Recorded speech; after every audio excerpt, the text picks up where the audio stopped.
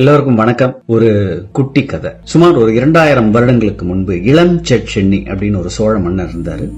சோழ மன்னர்களே அவர் கொஞ்சம் வீக்கான ஒரு மன்னர். அவர் உடல்நிலையும் கொஞ்சம் இதுவாகும்னா பாண்டியர்கள் உள்ள வந்து ராஜ்யத்தை கைப்பற்றாங்க. ராணி வந்து அவங்க கொஞ்சம் கர்ப்பிணியா இருக்காங்க.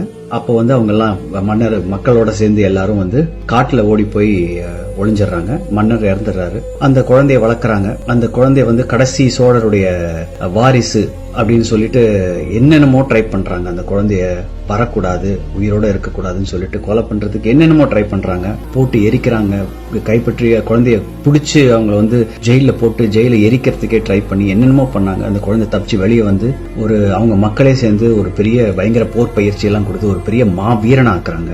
அந்த மாவீரனா வந்து அந்த மக்கள்லாம் சொல்றாங்க, நீ யாரு, எதற்காக பிறந்தாய், உன்னுடைய தந்தை யார், உன்னுடைய வம்சாவளி என்ன, நீ ஒரு பெரிய சோழ மன்னன், நம்ம விட்ட ராஜ்யத்தை திருப்பி கைப்பற்றணும் அப்படின்னு சொல்றாங்க. அப்போ வந்து வளர்றான், ஒரு முடிவு எடுக்கிறான். தான் தன்னைக்கு நடந்த கொடுமையை பழி வாங்கி ஆக வேண்டும், விட்ட ராஜ்யத்தை திருப்பி கைப்பற்றணும் அப்படின்னு சொல்லிட்டு ஒரு மாபெரும் ஒரு மன்னர் வராரு. அவர்தான் மாமன்னர் கரிகால சோழன்.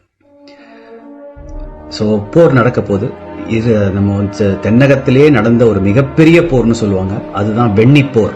அந்த வெண்ணிப்போர்ல வந்து சேரர்கள் அவங்களுடைய படை, பாண்டியர்கள் அவங்களோட படை. ஏன்னா சேரர் பாண்டியர்கள் வந்து ரெண்டு பேரும் அலையன்ஸ். நடுவுல வந்து ஒரு 11 குறுநில மன்னர்கள் இருக்காங்க, அவங்களுடைய படை.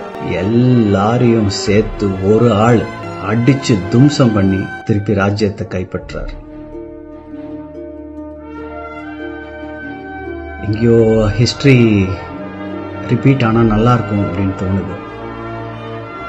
மீண்டும் வருவாரா கரிகாலன்? நீங்க என்ன நினைக்கிறீங்க? கமெண்ட்ஸ்ல போடுங்க.